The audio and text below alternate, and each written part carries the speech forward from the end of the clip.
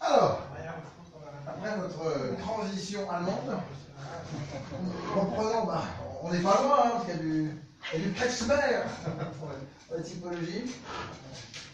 Donc, on ne va pas tout voir, mais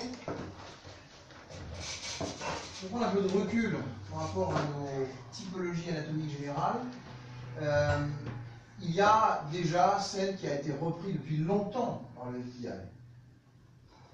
C'est celle qui est à l'origine des profils organisés et inorganisés. Ça vient de Kretschmer, qui était un psychiatre bien connu à l'époque, et qui donc avait établi que quand on est plutôt d'un type leptosome, on est globalement inorganisé. Je vais vous expliquer rapidement ce que c'est, parce qu'il faut quand même le redire rapidement. Ça, type athlétique, c'est plutôt globalement organisé. Et le pique-nique, c'est l'organisé qui s'est désorganisé. Oui, ça fait simple. Donc quand vous voyez quelqu'un qui ressemble à ça, vous partez déjà sur le principe de Nathalie. Non pas que vous soyez exactement pareil, mais c'est l'allure générale. L'allure générale. Je suis désorganisée, c'est ça? Non, ça veut dire. C'est mort. tout de suite.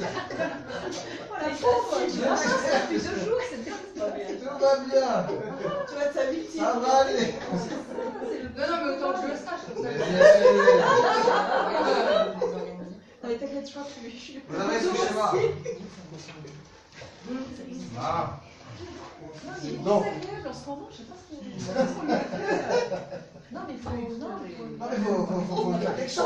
On en parle, je sais pas, il y a quelque chose. Non, mais c'est bien, je m'étudie, j'apprends. Après, vous dites qu'il faut que je mange un peu plus ce soir. Oui, bien sûr. Alors, regardez bien.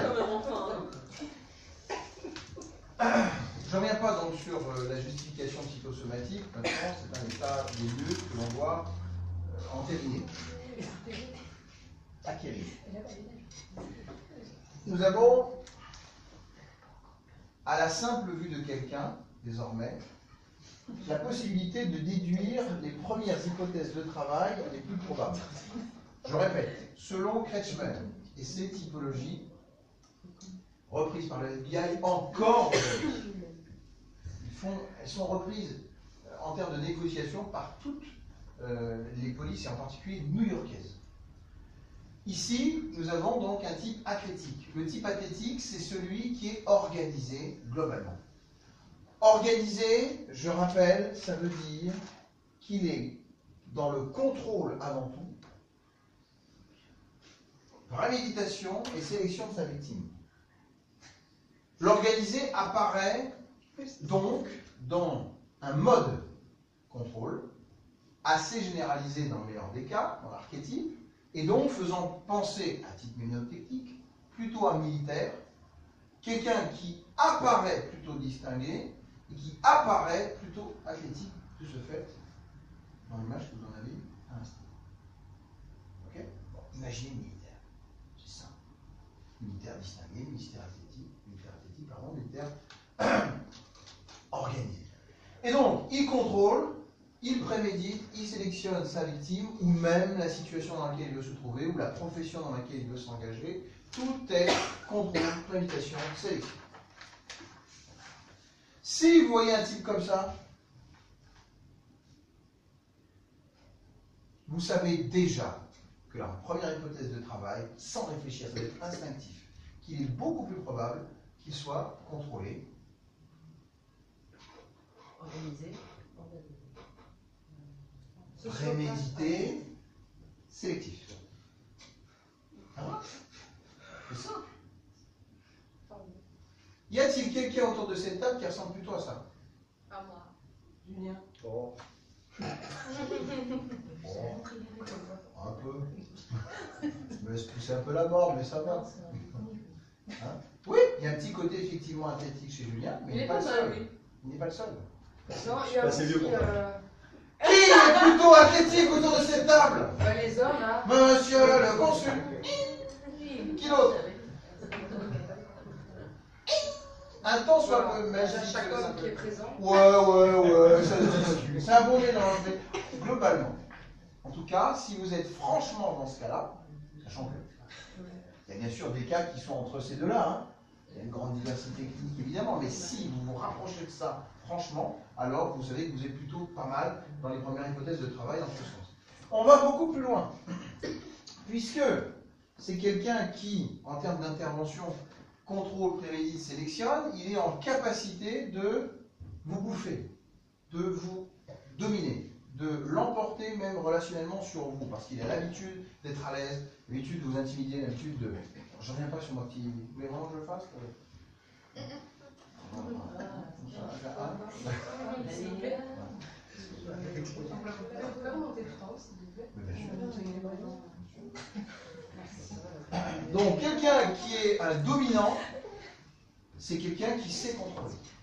Il n'y a pas de doute là-dessus. Il veut contrôler sa personne, son apparence, ses comptes en banque, la manière dont il pourra progresser professionnellement. Tout passe par le mode contrôle. Et donc, c'est aussi pourquoi il veut entretenir son corps. C'est-à-dire qu'il fait du sport, il fait de l'hygiène de vie à minima. Il essaie effectivement d'apparaître aussi charmant. Ce n'est pas uniquement physique, c'est toute la capacité de séduction et de charme qui pourrait aller avec le mode contrôle. Donc, le type, il va tout faire pour essayer de s'en sortir à chaque fois, d'essayer de vous dominer d'une manière ou d'une autre.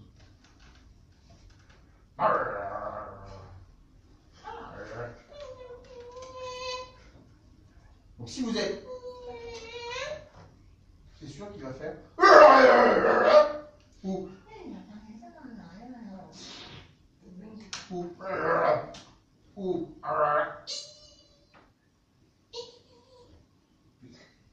Des gonds jaunes, des gonds verts. Ok? Donc, l'objectif, c'est dissuasion sans agressivité. Dissuasion, on l'a déjà fait hier.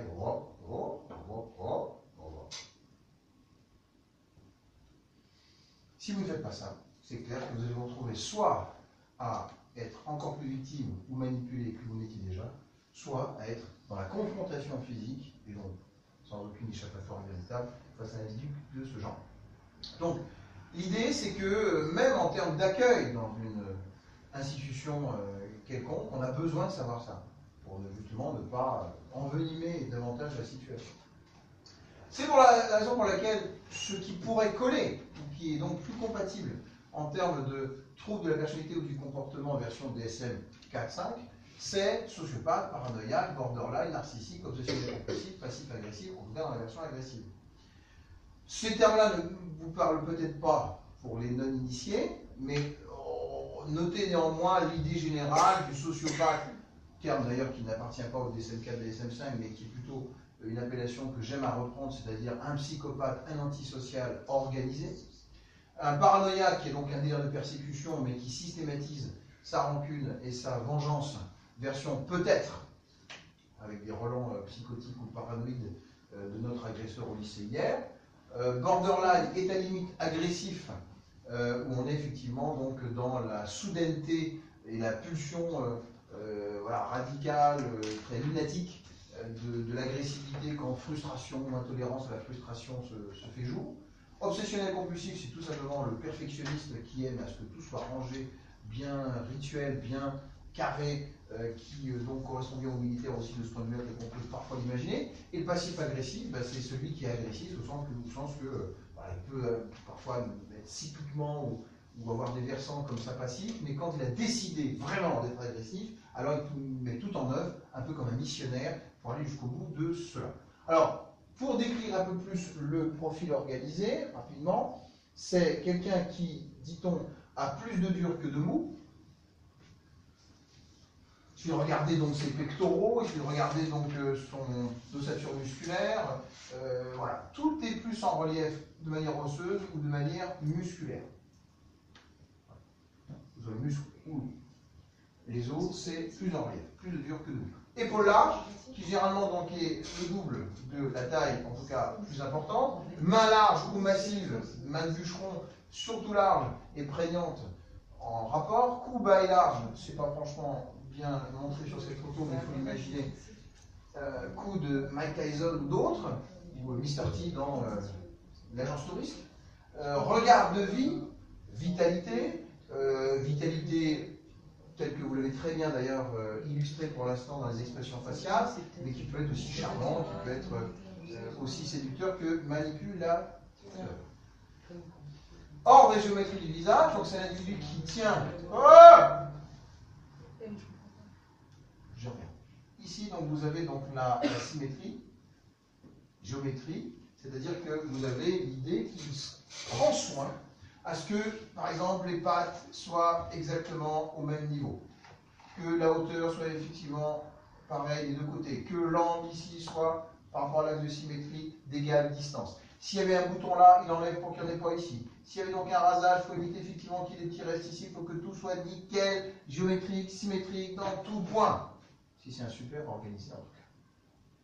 Et enfin, les vêtements qui vont avec, soit qui démontrent une propreté, du sur-mesure, quelque chose qui tombe très très bien sur lui, qui le met en valeur, distingué dit-on, ça veut dire côté un petit peu chic, côté un petit peu valorisant, côté un petit peu grade, côté un petit peu soigné, voilà, qui en tout cas le démarque très clairement, ou le distingue clairement d'une autre gamme, d'une autre classe, d'une autre valeur sociale en général. Oui, ça. C'est bon maintenant. Super. Alors. Enfin, je pense. Vraiment, parce que du coup, j'ai écrit quand même sociopathe, paranoïaque et tout ça, ce qui est écrit tout au-dessus, et il y a écrit dissuasion sans agressivité. Donc là, pour ce qu'il faut en haut, du coup, c'est pour parler des. C'est l'intervention face à lui. Ah, c'est comment nous on réagit face à eux. Voilà, exactement. Dissuasion sans agressivité. C'est ce qu'il faut faire ou c'est ce que C'est ce qu'il faut faire. D'accord. Ok, bah ça va. Et c'est le genre de choses qu'on verra dans le stage de victimologie. Pour ceux qui mettront en scène notamment ça, c'est capital. Parce que vous êtes déjà retrouvé en tant que victime face à ce genre de type. Donc il faut savoir comment gérer. C'est déjà pas mal. Sauver sa peau ou son cul, excusez-moi. Parfois, ça va jusqu'à. Alors, ici nous avons maintenant l'inorganisé, c'est-à-dire celui qui est tout le contraire. Au lieu d'être athlétique, extériorisé, il est asthénique, intériorisé et plus abandonnique que le précédent. Donc c'est pas mal, je dirais, au niveau plan mnémotechnique, de dire athlétique, asthénique. C'est bien vraiment les deux pendants opposés, c'est assez simple. Donc, aussi dans les critères, pas ou peu de contrôle, pulsion, réaction, compulsion, je vais y revenir, une victime circonstancielle, et non pas une victime ciblée, répondant à son critère, à ses critères de prédateur, de chasseur. Alors, pas ou peu de contrôle, c'est donc quelqu'un qui est plutôt dans l'immédiateté du besoin à assouvir, la satisfaction immédiate de ses besoins, le présentisme, il aime être présent et faire ce qu'il a envie de faire maintenant, d'où je vois, je veux, je prends. Oui, opportuniste, extrêmement voilà, dans l'envie, la satisfaction immédiate de ses envies. Pulsion, réaction, compulsion, en revanche, c'est trois termes différents. La pulsion, c'est unilatéral. J'ai envie de faire l'amour maintenant. Réaction, c'est on vient me dire « Ah, j'ai pas compris, gna, gna, gna, gna. » Ma réaction, attends. Mais il faut qu'il y ait deux personnes pour qu'il y ait une réaction. Réaction. C'est-à-dire que je réagis par rapport à quelqu'un qui a déjà agi sur moi. Donc, la pulsion, vous êtes tout seul. La réaction, vous êtes deux ou moins pour pouvoir réagir à ce qui vient d'être dit ou fait de l'autre personne. Quant à la compulsion, c'est quelque chose d'automatique. Compulsion, compulsif, automatique, mécanique, c'est quelque chose qui est machinal. Donc vous êtes par exemple un kleptomane ou une nymphomane qui ne pouvait pas vous empêcher de voler dans l'un des cas, de faire l'amour dans l'autre.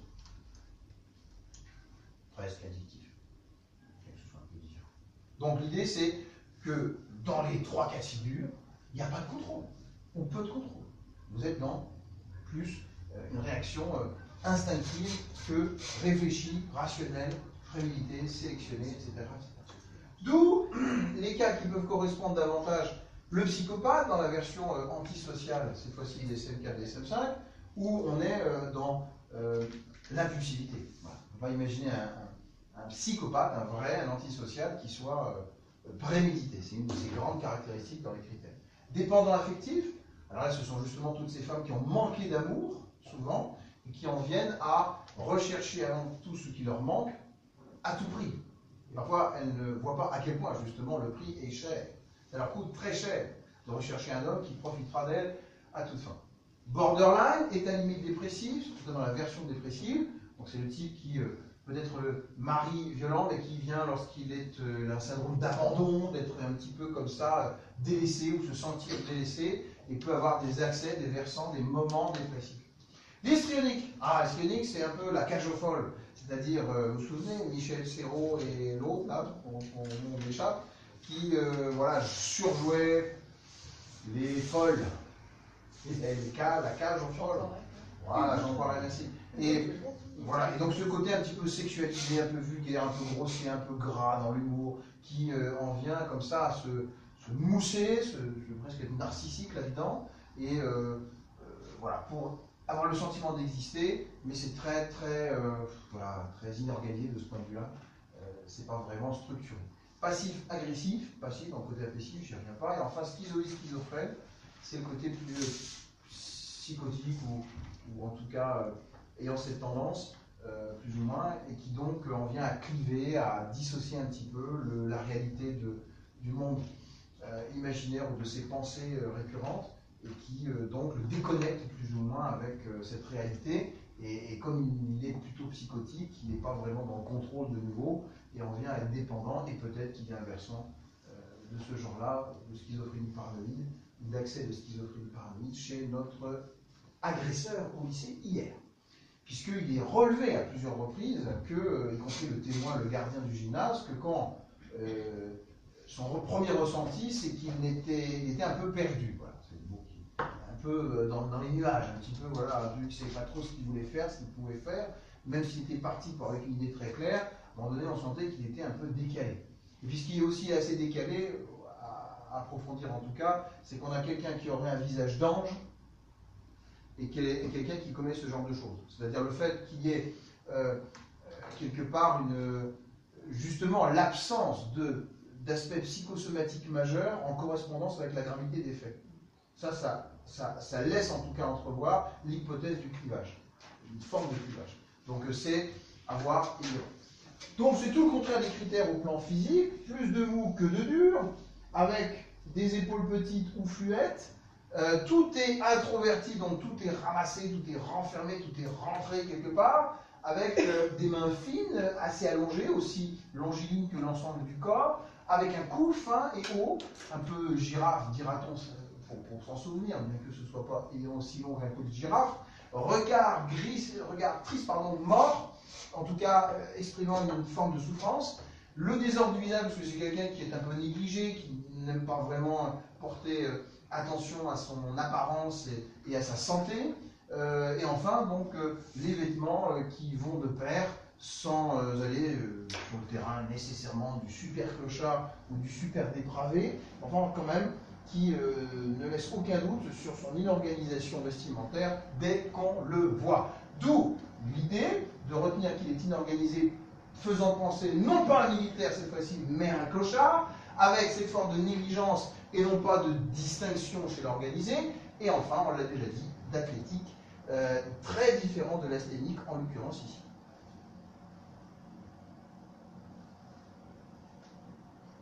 Forcément, et de manière correspondante, et après je fais un résumé, il y a quelqu'un organisé qui commet des actes avec des mobiles plutôt rationnels. C'est logique. Il contrôle, il prémédite, il sélectionne. Donc forcément, ce qu'il va mettre en application est structuré. Donc, ça répond à des mobiles rationnels. Quels sont les mobiles rationnels? Je vous écoute. Vengeance. Mobile crapuleux. Passion. Crime passionnel. Ce sont des mobiles rationnels au sens où chacun d'entre nous peut les commettre et chacun de nous peut les entendre, les comprendre. D'où rationnel. C'est accessible à notre raison et ça rentre dans une logique rationnelle que tout le monde peut comprendre.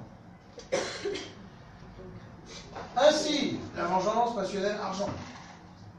Ainsi, quand on réagit vis-à-vis de quelqu'un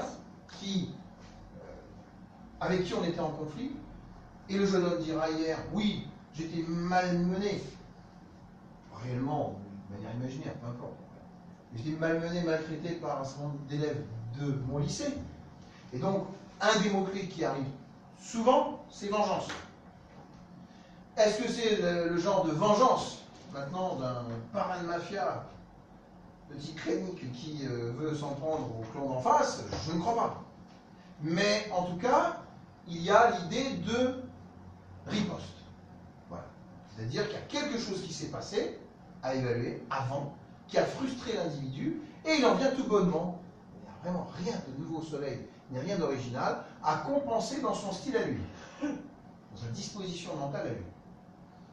Et donc, il faut tenter par tout moyen pour prévenir ce type de passage à l'acte, ou d'aggraver la situation avec ce type de personnalité, ne jamais chercher le conflit. C'est une attitude non pas passive, non pas vide de sens, mais au contraire une forme de sagesse, faut-il, je pense, le voir comme ça, à ne pas en tout cas chercher conflit pour ce qui n'est pas grave ou ce qui ne mériterait pas même une action judiciaire. Parce qu'évidemment, on peut mener une action judiciaire ou une riposte de différentes manières par vengeance, non pas pour défendre ses droits, mais par vengeance. Dire, je veux faire chier mon voisin, je veux faire chier parce qu'il m'a fait ceci. Je veux donc que ma femme qui a pris mes enfants, qui a la garde désormais et qui ne fait rien, elle en bat. Donc la raison peut être effectivement la vengeance, une mauvaise raison. Mais dès lors que vous savez que derrière se trouve une forme de vengeance, alors il faut essayer de ne jamais chercher le conflit. C'est une attitude pacifique, c'est une attitude qui ne provoque pas un individu dans ce type de situation. Et faut-il reconnaître que si on a un élève qui est remonté comme sur des ressorts psychotiques,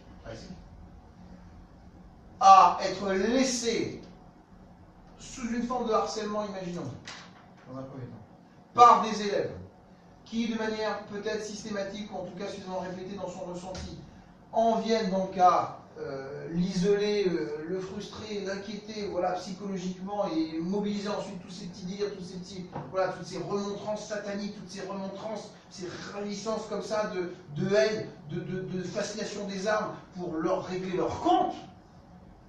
C'est clair qu'il faut désamorcer et court-circuiter un type comme ça en ne cherchant pas le conflit. Ça veut dire quoi? Ça veut dire un proviseur, un conseiller d'éducation, un pion même, un professeur, voilà, n'importe qui, ou même un élève, son ami, qui à mon avis n'a pas été celui qui l'a calmé, en viennent à relativiser le conflit ou même essayer de pacifier, négocier les éléments, les parties au conflit. Voilà. Mais si on met dos au mur, surtout dans un état psychologique pareil, deux clans, les élèves qui sont en place, le type qui pour X raison est fragile et qui est un peu atypique déjà, de son état mental probable, c'est clair que vous renforcez son isolement, vous renforcez ses tendances psychotiques, vous renforcez donc le conflit, parce qu'il est seul face contre tous, et seul face contre tous, c'est plus la réalité qui désamorce, c'est les délires, la vengeance, la fascination des armes qui viennent prendre le relais pour qu'il se donne la force de rétablir justice personnelle, loi du tableau. Passionnelle ou émotion incontrôlée. Alors, il faut essayer de contrôler ses émotions. J'ai dit 1000 fois que lorsque vous avez donc un pied qui dépasse du lit alors que vous rentrez plus tôt que prévu et que vous dites, mais qu'est-ce que fait ce pied? Il n'a rien à faire avec ma femme ou mon homme.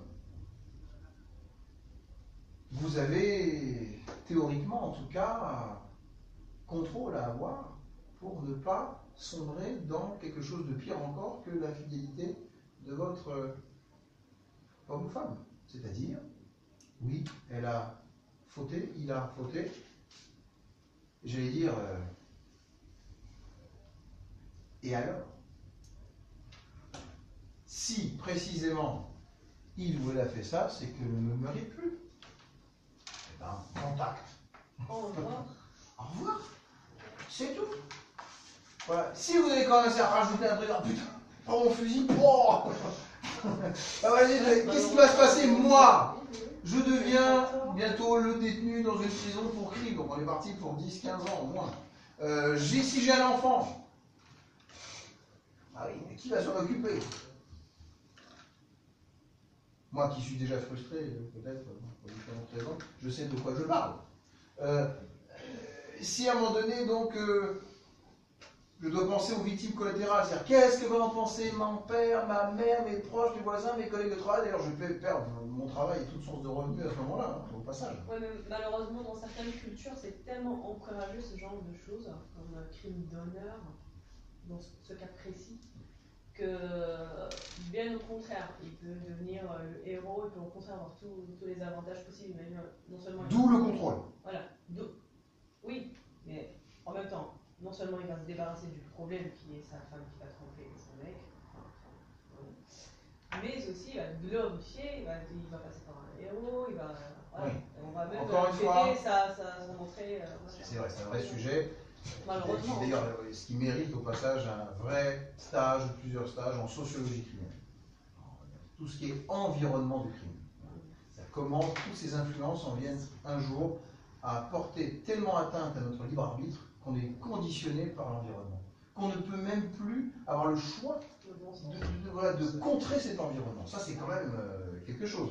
Donc, je me dis, voilà, si à un moment donné, je suis une femme, je suis au Yémen, je ne me laisse pas faire. Voilà. Si je réagis, en fait, par rapport au beau-frère, au frère de mon mari qui veut me violer, si je réagis, je vais de toute façon passer au tribunal parce que quelque part, je l'ai provoqué. Voilà. Et si je me laisse violer, alors je vais me faire caillasser, lyncher et lapider donc en place presque publique avec tous les autres qui vont me tuer presque sur place. Donc, on comprend bien qu'il y a des environnements, c'est clair, où vous n'avez plus le libre arbitre. Ça, c'est très vrai. Maintenant, on est quand même à raisonner entre nous, en France ou en Europe, et on n'est plus vraiment dans ce cas-là. Partons de ce principe-là si on veut bien. Argent. Il faut donc essayer de ne pas montrer trop de signes de richesse. Surtout en France. Pourquoi? Il y en a qui se laissent aller à montrer, comme aux États-Unis, beaucoup de choses. Et puis on sait effectivement qu'en France, c'est compliqué. C'est compliqué pour des costumes, c'est compliqué pour des montres, c'est compliqué pour des voitures. Voilà. Dès qu'il y a trop, ou que c'est pas assez déclaré, ou que c'est pas fiscalisé, etc., ça devient très gênant. Bon, et sans parler du simple fait de tenter le conflit, ou de se laisser, de tendre un bâton pour se faire battre, lorsque vous savez que votre voisin est, imaginons, très jaloux en général, et que vous allez volontairement acheter, je dis souvent, une Audi, je ne sais pas combien, Q5, Q6, Q7, bon, en tout cas un gros véhicule, quoi, hein, flambant neuf, vous le parquez devant chez vous, juste en face de votre voisin.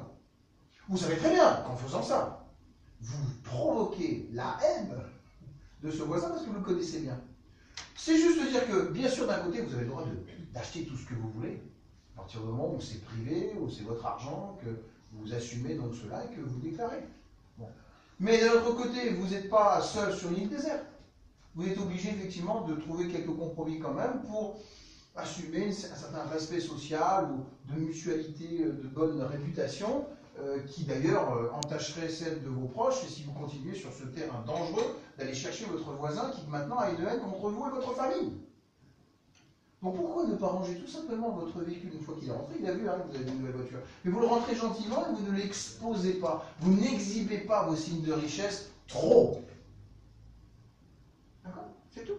C'est tout ce qu'on dit. Sauf qu'il y a des gens, effectivement, qui à un moment donné parlent, j'ai des trésors, j'ai des lingots d'or, j'ai des pièces à n'en plus finir, issues d'un héritage. Tu ne les auras jamais, dirait presque le type dans son préau d'école. Tu l'auras pas, mon beau frère. Même dans mon héritage. Non, la haine. Voilà, peu chez certaines personnes prédisposées déjà, petit égocentrique, petit narcissique, petit je sais pas quoi, pervers narcissique, te dire « Ah, ce type-là, cette famille-là », un peu comme dans l'affaire Grégory. Un peu comme dans l'affaire Grégory, peut-être même beaucoup comme dans l'affaire Grégory, où on a un corbeau, plusieurs corbeaux d'ailleurs au passage, qui en vienne à détester et à montrer sa haine de la richesse de M. Villemain, de la réussite professionnelle de M. Villemain, de la réussite même de l'enfant, parce que l'enfant, effectivement, il est intelligent, il est beau, voilà, de tout ça, effectivement. Donc cette opulence, cette forme, en tout cas, de réussite familiale et sociale, envenime très clairement la réaction de ce corbeau. Donc après, on est libre quand même de vivre normalement, mais il est un fait que lorsque vous savez qu'il y a quelqu'un quand même qui vous en veut pour ça, essayez, au moins avec lui, au moins avec ces personnes clairement identifiées, de la jouer cool, quoi. De ne pas trop quand même mettre de lui sur le feu. Sinon, vous êtes parti au conflit que vous avez en partie généré. D'où discrétion et sécurité des fonds. Enfin, on se comprend, je crois. Alors, de ce fait, tous les inorganisés, étant plus dépendants de leurs émotions et de leurs pulsions, sont plus vus comme des profils inorganisés dont les mobiles peuvent avoir des côtés irrationnels. Alors, on parle évidemment du fantasme, de sexe et de pouvoir, de certaines pathologies qui sont plus ou moins donc, opérantes comme notre lycéen, à mon avis, d'hier, des conflits gratuit ou tout ce qui est un petit peu inconnu dans les motivations aussi. Puisqu'il y a toujours des zones d'ombre, on dit mais pourquoi il a fait ça? Vous savez, il y a cette grande question pourquoi on a fait ça, qui est d'ailleurs sans doute la plus passionnante et la plus énigmatique en criminologie ou en psychocriminologie, certes, vous n'aurez jamais totalement la réponse. Alors c'est à la fois évidemment une zone de recherche passionnante, donc on est en train de travailler, de toujours participer à ça avec grand plaisir, mais de l'autre, il faut acter que vous ne saurez pas tout de toute façon.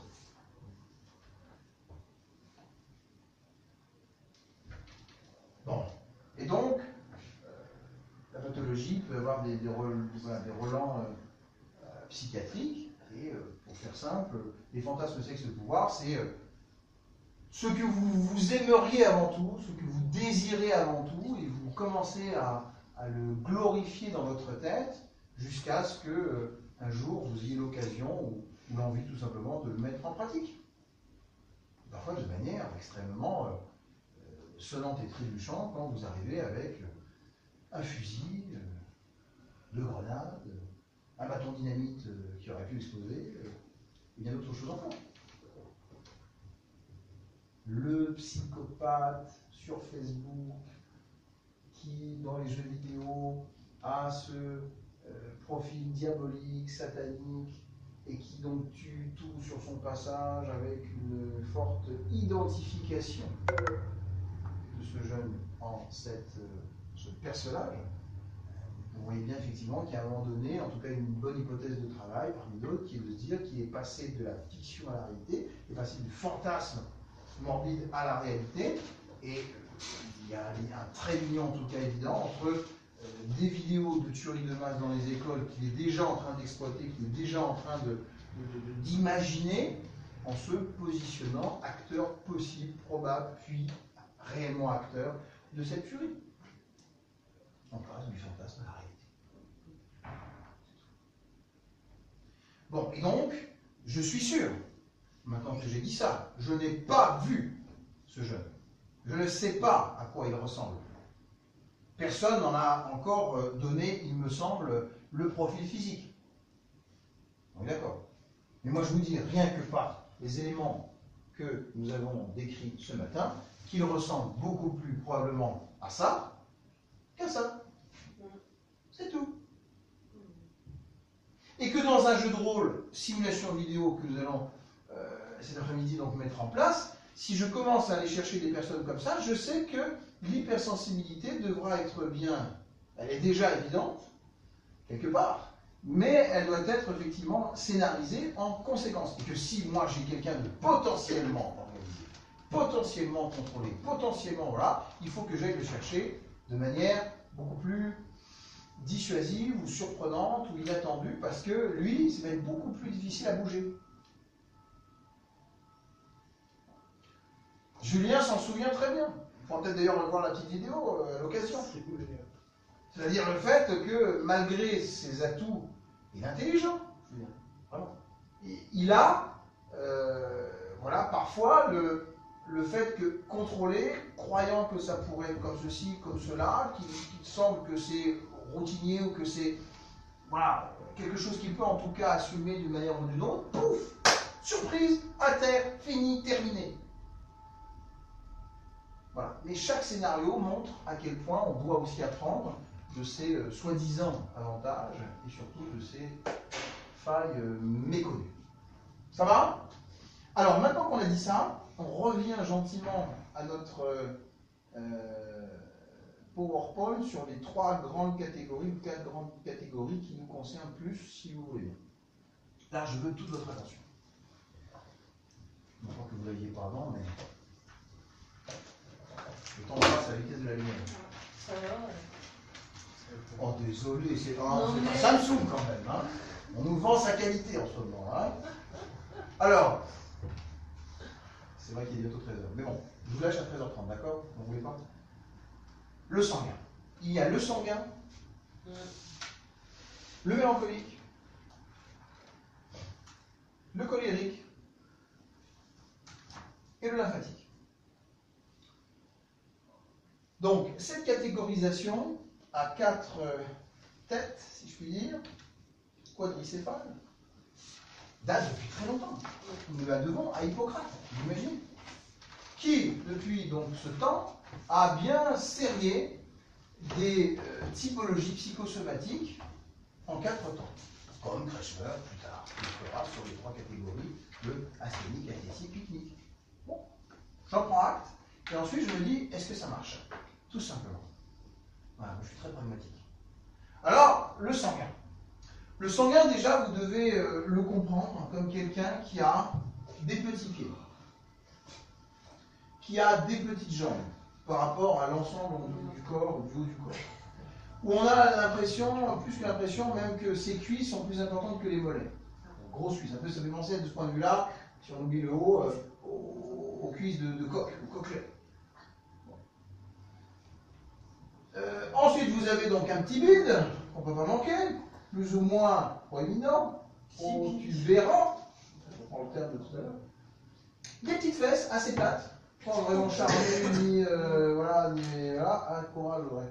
Et puis, un dos relativement droit, donc pas voûté, pas vraiment athlétique, etc. Et puis, donc, un petit cou, un cou relativement, mais moyen, on va dire. Un petit menton rond, relativement rond, un nez fort pointu, on ne peut pas le manquer non plus, un front relativement fuyant, et une tête qui est globalement ronde ou carrée, mais plutôt ronde au bout du compte, puisque l'ensemble, l'allure générale de ce profil est plutôt rond. Et vous êtes un sanguin?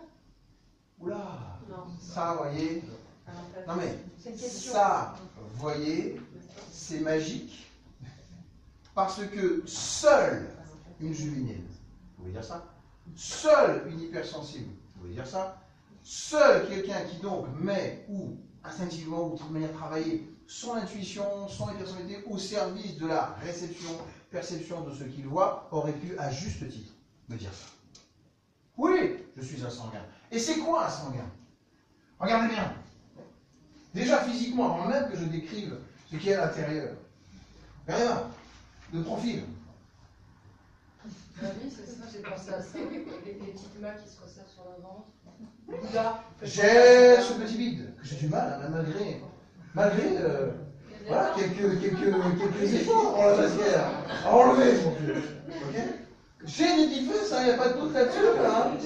Bon, mais les petites cuisses là, les bonnes cuisses là, ok? Alors que, je vais voir, oui.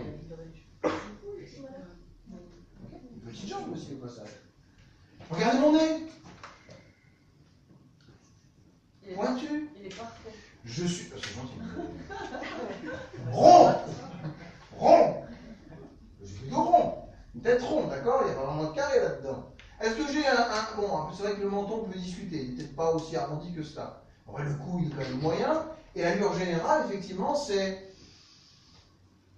Quoi? Bon vivant. Voilà ce qu'est un sanguin. Ne l'entendez pas sanguin comme colérique. Malheureusement, on associe souvent ces deux termes-là, alors que justement, ce n'est pas ça. Sanguin, ça veut dire que le sang, la vitalité, est généralisée chez ce profil.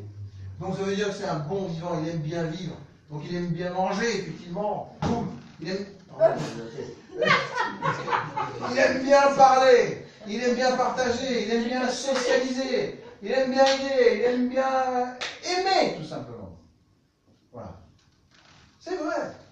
Donc le bon vivant est plutôt sociable, son esprit superficiel, au sens justement qu'il aime en rester aux essentiels. Voilà, il ne faut pas le voir superficiel, parce que de nouveau c'est péjoratif ce terme-là aujourd'hui. Ça veut dire qu'il reste en superficie. Superficie, c'est-à-dire ce qui est... je vois l'image de la Terre. Vous voyez, sur un fond de choses, voilà. pas forcément pour C'est ça. Au fond, quand je prends l'image de la Terre que vous voyez dans l'espace tout à l'heure, c'est parce que je m'intéresse peu finalement à la micro... Pas du tout même. À la micro-analyse. C'est-à-dire vraiment les trucs comme ça, la chimie, la physique, la biologie, tout ça, mais ça m'ennuie profondément. Ni d'ailleurs ceux qui seraient trop comptables, mathématiques, financiers, tout ça, ça me... Voilà.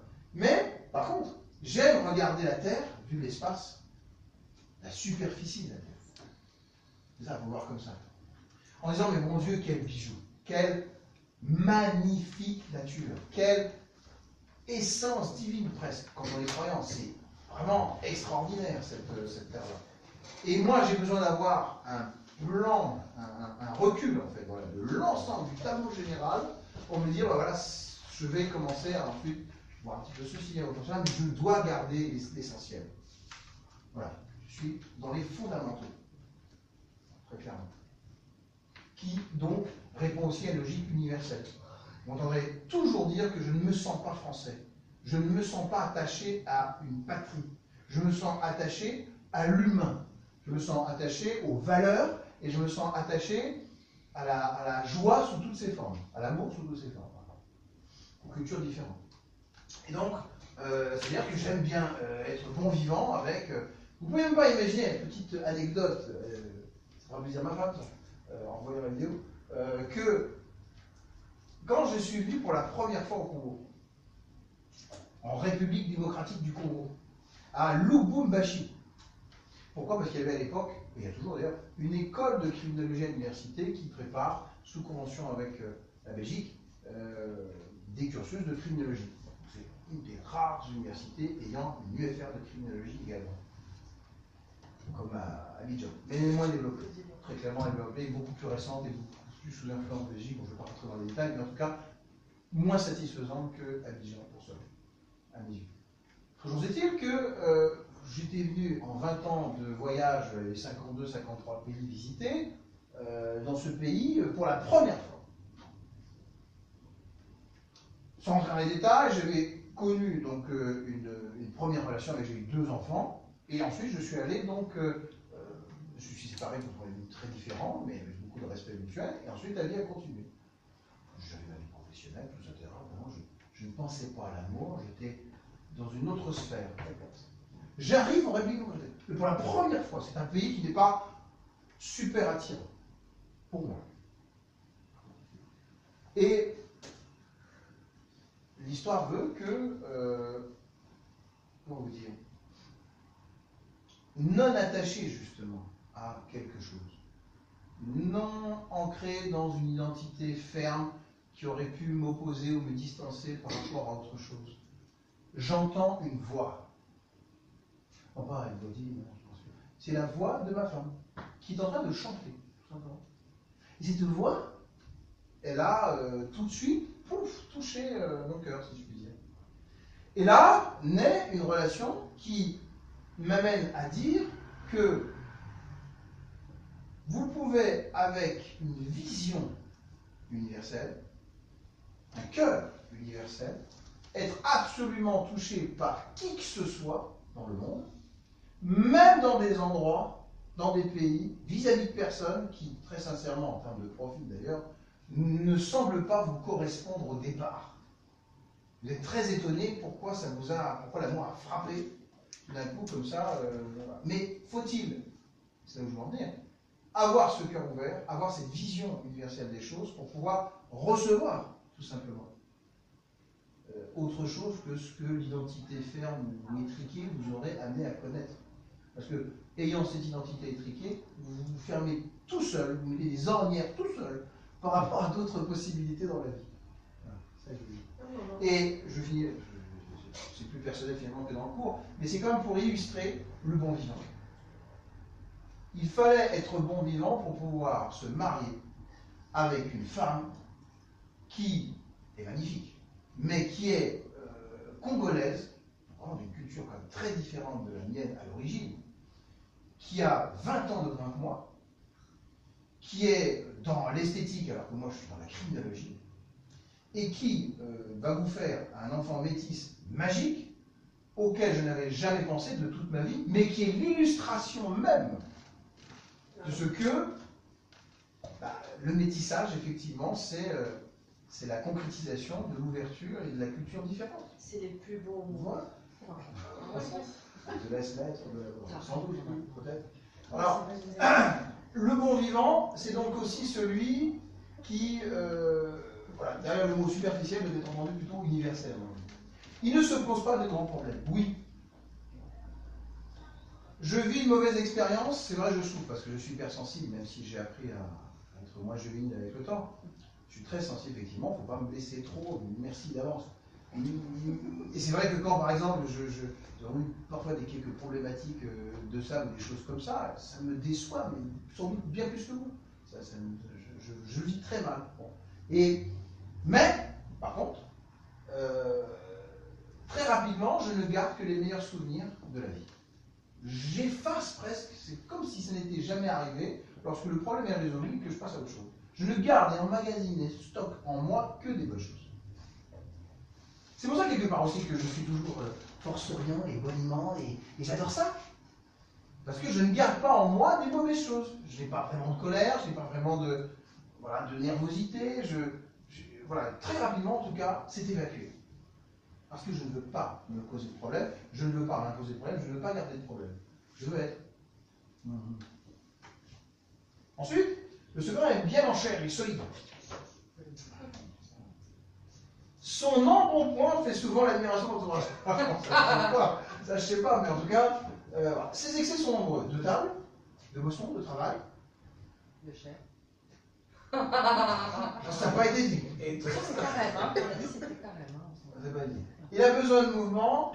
Alors, de travail, oui, ça c'est sûr. Je suis un travailleur, un fou. Il a besoin de mouvement, d'activité et d'émotion. Oui. Quelqu'un qui s'économise assez peu. Quoi. Voilà. Ah oui, je suis direct. Je Je m'ennuierais très rapidement si je ne faisais rien. Les seuls moments où je ne fais rien, c'est quand je suis vraiment épuisé. Et encore la tête sur Non, c'est vrai, c'est très vrai. Alors, il faut que je parle, il faut que je lise, il faut que je prenne Facebook, il faut que je regarde l'émission, il faut que je prenne un livre, il faut que je parle avec ma femme, il faut que je joue avec mon enfant, il faut faire quelque chose. Il faut vivre vraiment pleinement la vie. Et ensuite, il se vante volontiers de n'avoir jamais consulté le médecin. Je ne me vante pas, mais c'est vrai que je n'ai quasiment jamais consulté le médecin. De toute ma vie. Je n'ai jamais vraiment été malade, même si ça a pu être... c'est rarissime en tout cas. Et si ton malade a besoin avant tout d'être rassuré. Oui, c'est vrai. Il a besoin d'être câliné, caressé, rassuré, mis dans le sens du poil. En général d'ailleurs, pas que lorsque je suis malade. Je suis assez nounours pour ça. Voilà, c'est ça. C'est vrai qu'un sanguin, un bon vivant, c'est un nounours. Un autre bon exemple.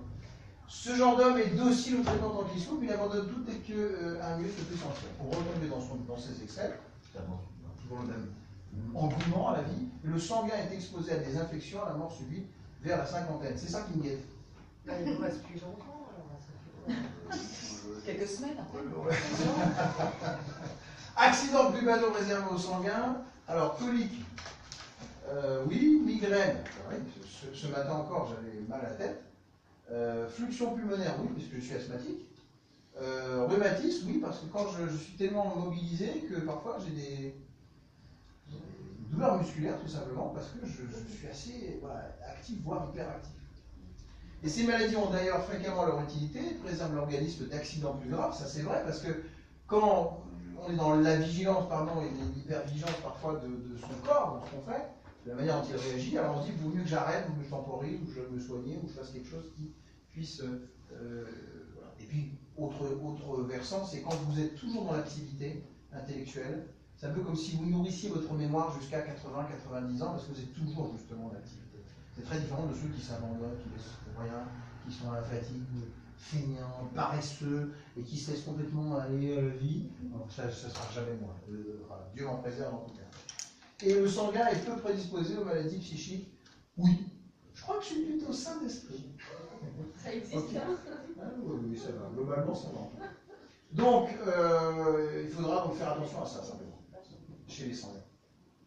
Parce que, justement, à force de... C'est vrai qu'ils vivent pas longtemps. Ah, vous vous rendez compte, c'est vrai que moi, parfois, quand je regarde mon CV, je me dis, j'en ai fait trop.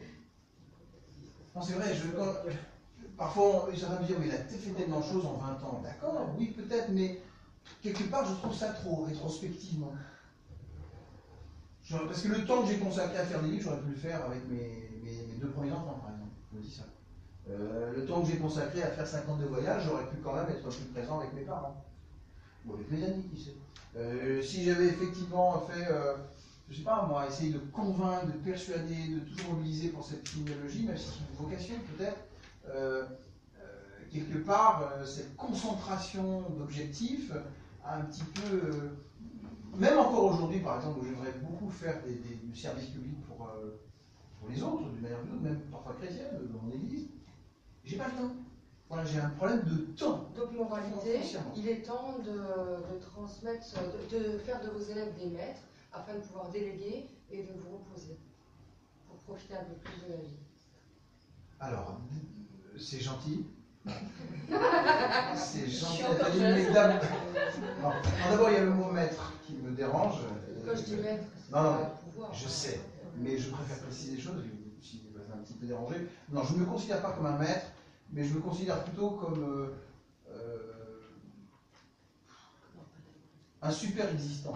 C'est-à-dire quelqu'un qui existe, qui vit pleinement ce qu'il aime, et il le transmet ou il le partage. Voilà, je suis plutôt un partage, un participatif, un partage. Et donc, si à l'occasion de ces partages, vous en preniez des choses positives qui pourraient vraiment vous être utiles, alors là oui. Mais je ne suis pas celui qui va vous dire, voilà, je suis Jésus, j'ai 12 apôtres, et puis voilà pour faire des disciples. Donc vraiment, là, c'est pas du tout ça. Même si je respecte profondément en tant que croyant, chrétien, notamment, ça. Mais c'est pas du tout mon objectif dans la vie, de ma façon de voir les choses. Claire pour ça? Maintenant, je vous demande Juste une question. C'est selon les tempéraments, il y a plus de femmes ou d'hommes. Par exemple, il y a plus d'hommes qui sont sanguins que de femmes. Je ne peux pas répondre à cette question. J'avoue mon ignorance. Est-ce qu'on peut être lymphatique et le fait d'avoir un petit bidon en tant que femme, avoir une tendance sanguine? Non, vous devez cumuler les critères. C'est ça. C'est comme les expressions raciales, c'est comme les typologies criminologiques auxquelles on vous a parfois invité à travailler sur Potio, Landru et compagnie. Il faut qu'il y ait le maximum de critères réunis. Donc le petit vide, c'est pas suffisant. D'accord.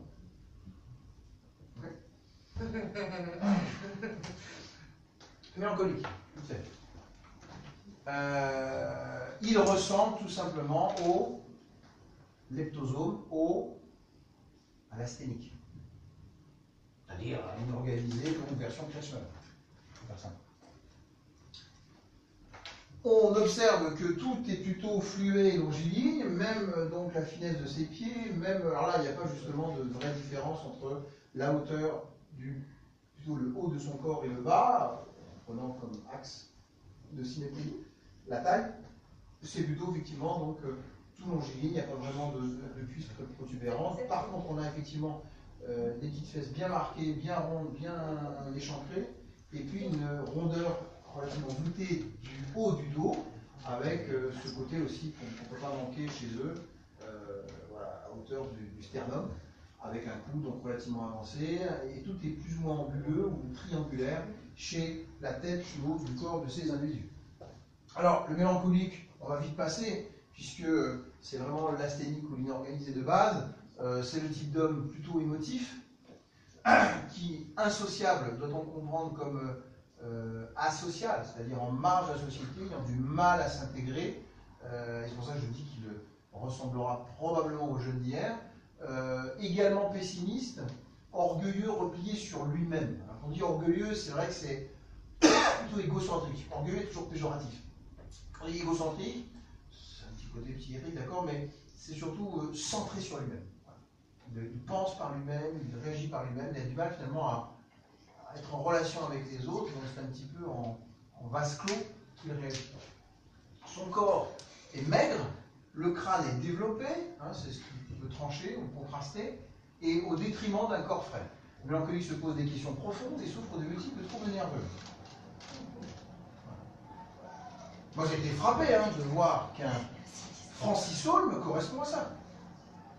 C'est-à-dire que dès qu'on a à un moment donné des fantasmes ou des délires ou des relents de maladie mentale quand même assez proches de la psychose, on sent pas mal à ça, quand même. Souvent. Et il est prédisposé à la rumination mentale et à l'anxiété. Comment je vais pouvoir faire cette tuerie? Comment je vais pouvoir... Tendance au refoulement et au complexe. La croissance de l'organisme est fréquemment entravée, il reste chétif, mais ce mélancolique vit souvent jusqu'à un âge avancé en rétrécissant sa vie dans certaines habitudes et certaines maladies. Son organisme se défend bien, par contre il est hyper excitable. Voilà, vous le harcelez. Il souffre de névralgie, de crampes, de spasmes, d'insomnie, de névrose, donc en plus il dort mal. Il voit une foule de médecins, il se hâte sans cesse, se présente chez le médecin avec un tas de petits papiers ou il y a des troubles qui le font souffrir. Alors il n'est pas obligé d'aller voir un médecin, parce que les petits papiers peuvent remplacer le médecin. Les petits papiers c'est les vidéos, les petits papiers c'est le fantasme, les petits papiers c'est un personnage dans lequel il peut s'identifier à titre maléfique, par exemple. Télécède, mais il supporte souvent mieux qu'un autre un coup dur ou un chagrin. Devant la mort, il montre une sérénité que beaucoup pourraient lui envier. Devant la mort, il a un caractère ou des tendances suicidaires. Devant la mort, il peut commettre un suicide altruiste, c'est-à-dire tuer plein de gens et ensuite se suicider. C'est le profil typique des tueurs de masse dans la version collective et classique.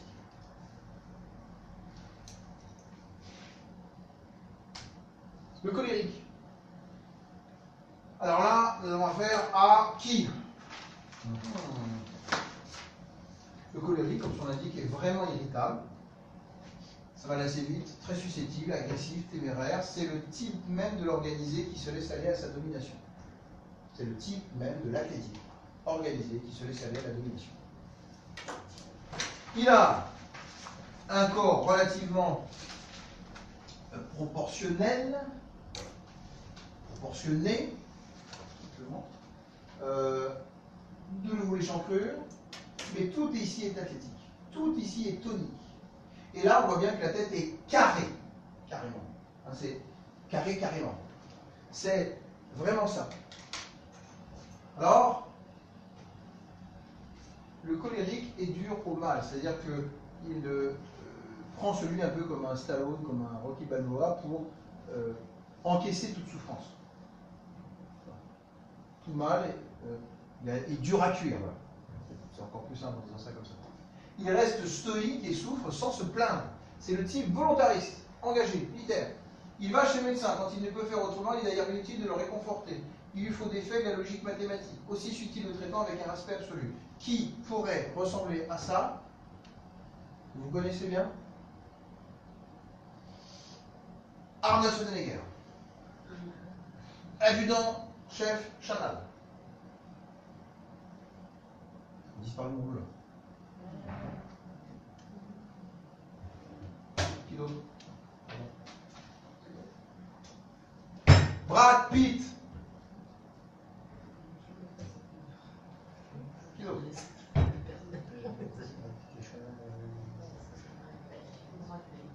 Eh oui, Brad Pitt. Je plains Angelina Jolie. Qui d'autre? Ouais, correspondre. Vous voyez pas? Quelqu'un qui aurait cette tête-là? Johnny Hallyday. Ah oui, Johnny Hallyday, c'est pas mal, mais bon, c'est un peu plus mixé, Johnny Hallyday. Mais c'est vrai qu'il y a un petit côté comme ça. Absolument. Bon, le colérique est d'une très bonne vitalité, forcément. C'est vrai, De Gaulle, ouais. Avec prédisposition aux affections digestives, il aurait généralement un âge beaucoup plus avancé que le sanguin. Non, vous avez raison, Johnny Hallyday peut correspondre. C'est vrai qu'il a un petit côté, c'est un juvénile devenu organisé, hein. Mais aujourd'hui, et pendant longtemps, passé son jeune âge, on va dire, au moins la trentaine, quand il est sorti de la drogue en tout cas, même si c'était tardif, la cocaïne l'a pas mal esquinté, mais c'est vrai qu'il est devenu plutôt colérique, je reconnais. D'accord. Et enfin, le lymphatique. Non, je ne suis pas lymphatique, tout simplement parce que le lymphatique, comme son l'indique, est mou, tellement mou On pète les deux. que tellement mou que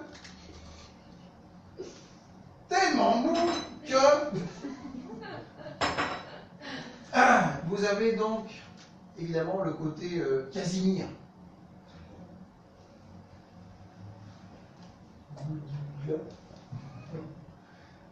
Ici donc ça tombe, ici ça tombe, ici ça tombe, ici ça tombe, ça tombe. Ici donc effectivement c'est Raymond Barre. Voilà, le meilleur exemple que je peux vous donner, Raymond Barre. Mais ça peut venir avec le temps. T'as envie vraiment que je m'énerve sur toi aujourd'hui, c'est quoi? T'as envie qu'on s'occupe de toi à ce point-là? Que la figure paternelle revienne à toi plus que tu n'aimerais? Bon, alors. Flegmatique. Il semble stable et calme. C'est vrai, il y a un côté un peu tortu chez le Raymond Barre. Il est gras ou même obèse. Son activité est lente et il supporte très mal la douleur. C'est vrai que parfois même c'est un petit peu malade imaginaire. Oui. Merci. Son activité est lente et il supporte le. Au moindre bobo, il se tâte et se croit à deux doigts de la trompe. Le lymphatique est très sensible à la suggestion et à l'hypnose de ce fait. Généralement, le lymphatique est prédisposé à une mort prématurée. Chez lui, les lésions ont tendance à prendre une extension de plus en plus grande. Un accident post-opératoire n'est pas rare après d'intervention portant sur les organes lymphoïdes. Bon, déjà, sa forte obésité et son manque de vitalité, en tout cas physique, peut-être pas intellectuelle mais physique, voilà, il met un pied déjà dans la tombe plutôt que les autres. Mais parmi ces quelques groupes humains, il est rare de rencontrer un type pur. Il faut donc étaler avec le plus de soin possible les mélanges et les hiérarchies de tempérament. De la même manière qu'on avait vu avec les expressions faciales, il faut cliniquement évaluer tout ça avec soin. Évidemment que celui-ci est plutôt inorganisé physiquement ou mixte mentalement, alors que celui-ci est organisé. Par contre, la colère, dès qu'elle intervient, est plutôt un signe d'organisation. Donc, il faut voir. Donc, on fait quoi avec lui? On est plutôt relationnel, gentil. Il est gentil, déjà. Lui, on est plutôt dissuasif, parce qu'il est organisé et dominant, voire colérique. Lui, on est relationnel. Et lui, on est quoi? On le prend dans Partage. Il a autant besoin d'affection et d'amour, un autre, que de dissuasion, parce qu'il est capable d'organiser, de contrôler un certain nombre de choses dans son intérêt. Donc le colérique, on a dissuasif ou dissuasif? Le colérique, c'est dissuasif, parce que vraiment, c'est un dominant.